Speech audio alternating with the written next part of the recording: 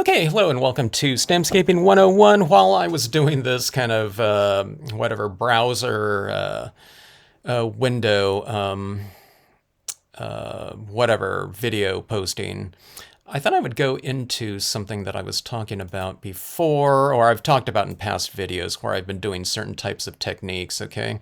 So I'm going in here into the Stampscapes gallery, and this gallery was pretty important as far as showcasing different people's stamped pieces back before there were online options as far as self-publishing. So people used to send us a lot of samples. Now I've done a little bit of, a few flip throughs through this through these galleries before, but there's probably about 10. I'd say about 10 to 15,000 samples up here by various stampers, individuals. Some people you might even recognize that might be on the Facebook group or something like that, are still active on different types of social media. But it's really cool to see. But I thought he would go into this one and show some different usages, or a couple different usages of what I've been doing on here. Suddenly, I was just thinking, uh-oh, I hope I can remember their names. But let's see. Okay, so as far as the wood grain paper here, let's see, I wanted to show who was the one responsible for that.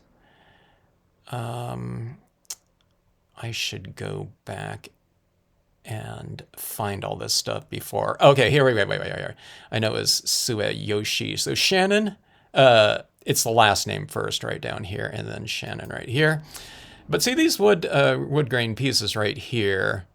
Sorry they're so small here, but you can go into, and check it out on the site. But here's the wood grained cardstock right here. And let's see, I don't have a date for her right here, but this is embossing in black ink, and then embossing in clear on the wood grain print paper. So the colors are watercolor dye-based inks. So I think she just colored in here with some markers right on top of this wood grain paper. So as I've mentioned in that first, or one or two of my first wood grain paper instructional videos, shout out to Shannon, doing it here again, but showing her pieces. And then let's see, I just know someone is down here that did the vellum pieces. Okay, is it Renee? No, it wasn't Renee Wendiger. I knew someone did those vellum pieces.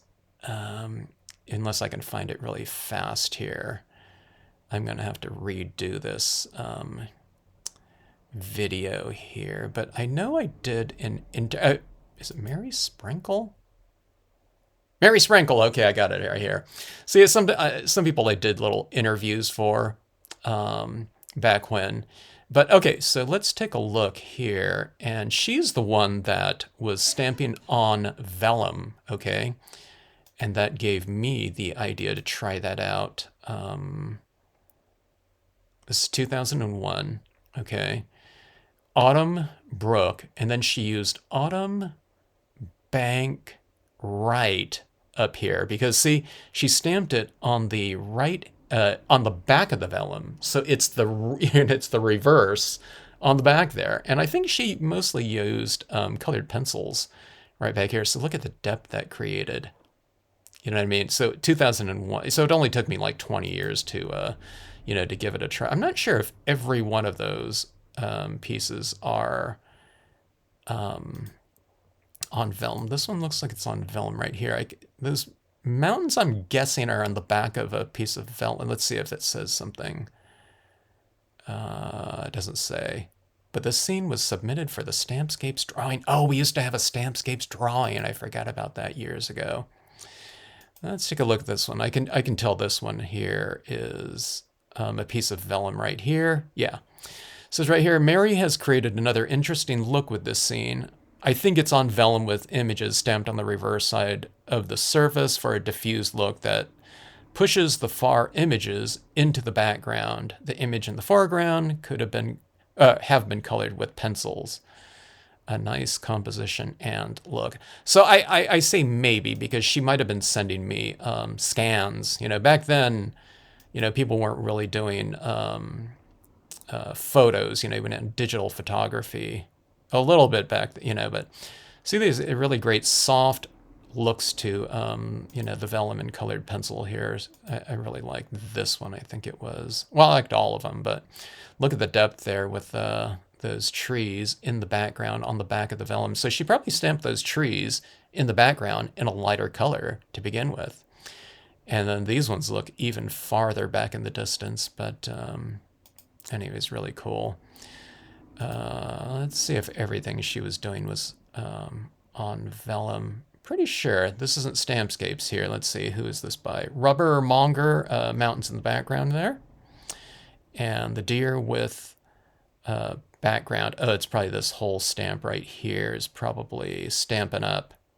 Then you get the autumn bank right here left and rocks and water, but she just used the leaves from the rocks and leaves. She just used the leaves, some rocks and leaves right here. But look at the beautiful colored pencil stuff, I mean, it took me so long to get around to trying, this out or just doing this technique right here, but it's turned out to be one of my favorite types of techniques. And look at that beautiful colored pencil work on this one. And then look at that maple brook in the background of the autumn brook right here.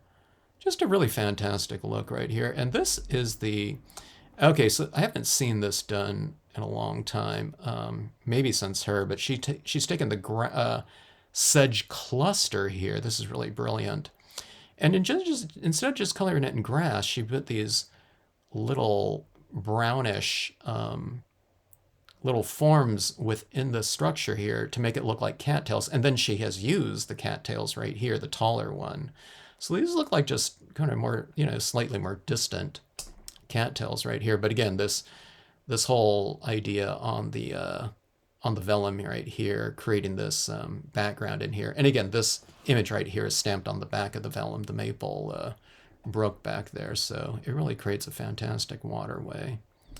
So anyways, thanks to Mary Sprinkle, for the idea of the the vellum and maybe colored pencils. I don't always use just colored pencils on the vellum. Sometimes I use inks or alcohol inks or something like that. But here's two kind of things that I'm using a little bit more of these days. So or a lot more of these days. I really love the look and the softness of it and whatnot. Throughout most of my years, it's all been about intensity and contrast and value and saturation. But maybe in my older years, I get into the softer look as another option. So, so 2023, so 20 years ago. So anyway, better late than never. And I still refer to people, to the gallery section here periodically. Some, some of the pieces, I don't know every piece in here, but I know a lot of them from having posted and scanned it and everything like that. But sometimes when people are asking about a certain type of technique or something like that, I'm thinking, oh, okay, Liz, who did that, and then I start flipping through the online gallery here just to see some different examples. Someone wants to do a 4th of July or something like that, so it's like, oh, you might want to think about, Jolene Meyer or something like that here with a, where to go here? Yeah, like this one right here. Look at this 4th of July thing. So the sky is the red, white, and blue, and then she used that eagle up there. But 8.5 by 11 piece right here, 2001 here, so pretty amazing. But it's a really good resource to view some different ideas. You know what I mean? To give people an idea or a head start on how to utilize something. You can see the Seaside Cove down here, but it's just a river that she's utilized. So sometimes when people buy that Seaside Cove, I really want them to utilize it and to get really maximize the usage out of it. So on something like this one right here, there's a couple of them. Borealis bears. I always thought this one was really amazing. But see, this is like the Seaside Cove here, and then she utilized the top of the Seaside Cove for this whole area right up here in one continuous stream. Look at this. The tree trunk trio here is done on both sides, but she's done that little jagged top to it, looking like a broken log or something, like a fallen tree. So, anyways, fun stuff. Okay, so anyways, shout out to those two individuals with the vellum and the wood grain paper. I take no credit for you know what I mean, coming up with any anything like that. It's other people that have submitted these pieces throughout the years. It took me like 20 takes like 20 years to figure it out. I'm a slow learner, but better late than never. And I don't know, fun stuff in the online gallery and other places on the website. So have any questions, drop me a note. Looking for someone or some type of thing done, chances are not with new media, but with the existing types of media out there, we probably have some good examples of how to utilize certain types of designs in many different types of ways. So anyway, thanks for watching. Hope you enjoyed it. Drop me a note in the comments section if you have any questions. Or if you're in the gallery. If you're in the gallery, thanks for submitting it too. But yeah, maybe give us a heads up. Maybe do a link, for your pieces in the gallery section, in the comments section. We'd love to see it and love to hear from you.